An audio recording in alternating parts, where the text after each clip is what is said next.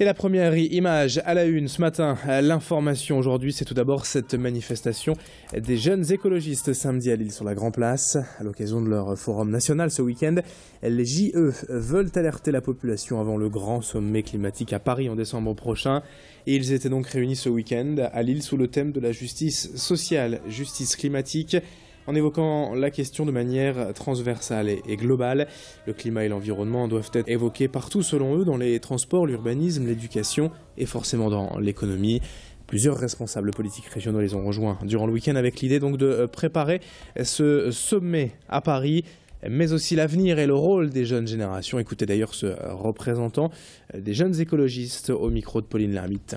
On fait quand même un constat souvent, c'est que la plupart des jeunes aujourd'hui sont écolos sans vraiment le savoir. En tout cas, ils savent que c'est un enjeu majeur qui détermine leur quotidien, leur vie sociale, mais aussi leur vie professionnelle. Quand on voit toutes les filières qui se créent autour de l'écologie, des énergies renouvelables, etc. On est plus là pour faire en sorte que l'étincelle ait lieu dans la jeunesse, mais on pense que tous les jeunes et la plupart des personnes dans la population aujourd'hui ont quelque chose en tête autour de l'écologie. Il reste juste à faire comprendre que c'est un enjeu majeur, que c'est une priorité, et pas quelque chose de secondaire qu'on peut sous-traiter et qu'on peut aborder après avoir résolu les questions sociales. Nous, on essaye vraiment de faire en sorte que tout ça soit considéré en même temps.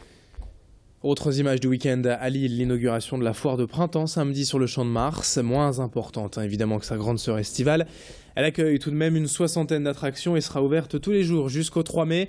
À Lille, cette foire du printemps existe quand même depuis près de 180 ans, c'est donc une tradition incontournable pour l'esplanade, avec des animations, des manèges pour tous les âges, des jeux traditionnels, des stands de restauration et de gourmandisme.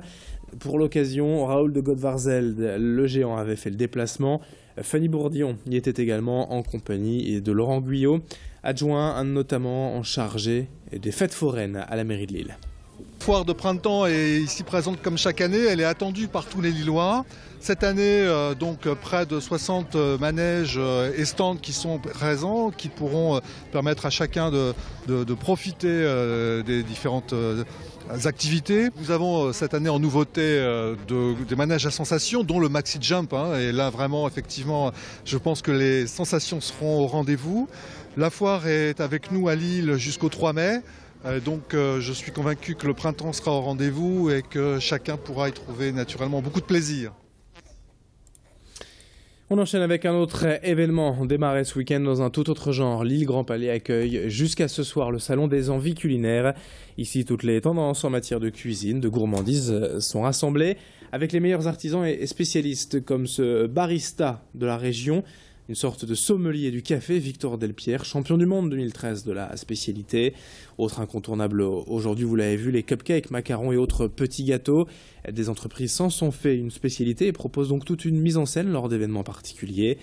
Pour ceux que cela intéresse, sachez qu'une animation, une démonstration avec Victor Delpierre, que l'on voit ici à l'image, le barista, est prévu ce soir à 18h20. En attendant, on écoute ses explications au micro de Fanny Bourdillon. Le barista, c'est ce qu'on appelle le sommelier du café. C'est quelque chose de très très connu à l'étranger, c'est une tendance internationale et qui est en train d'arriver en France. Et donc le barista, c'est celui qui va réaliser toutes les boissons à base de café. Alors si on connaît le sommelier pour les vins, le barista va s'occuper du café. Alors il y a tout ce qui est, vous connaissez l'Irish Coffee, vous connaissez les espressos, mais il y a également tout ce qui est méthode douce qui permet d'avoir des cafés beaucoup plus fruités et floraux, un petit peu dans l'univers du thé, pour ceux qui n'aiment pas cette amertume ou la puissance de l'espresso. Quelques images encore pour évoquer cette nouvelle exposition à découvrir dès aujourd'hui au Forum des Sciences de Villeneuve-d'Ascq, intitulée tout simplement En nuit. Cette exposition informative et onirique interpelle le visiteur tout au long du parcours à propos des phénomènes nocturnes, les pollutions lumineuses en agglomération, la disparition du ciel étoilé par exemple près de Lille et les nombreuses espèces nocturnes, bien plus nombreuses que l'on pense, qui existent et coexistent même ici près de chez nous. Alors il y a également le phénomène donc à découvrir au sein de la nouvelle séance de Planétarium où sont passées les étoiles. Écoutez à ce sujet le directeur du Forum départemental des sciences. C'est une exposition sur la nuit. Donc la première chose, c'est de restituer l'ambiance de la nuit et tout ce qui se passe la nuit. Montrer déjà que la nuit n'est pas une période vide, mais au contraire, donc il y a en gros 3 parties dans l'exposition. Une première partie qui est consacrée au ciel.